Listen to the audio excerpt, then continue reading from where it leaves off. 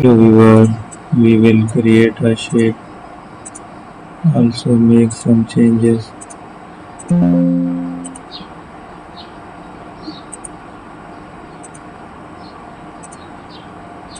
I will make another design.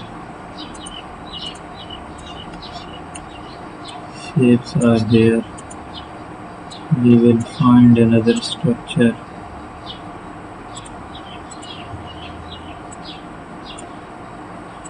Make a paint there. Use the different color to fill up that shape. Also make a pattern stem to hide these shapes. Under it, I will increase the size of the pattern stem.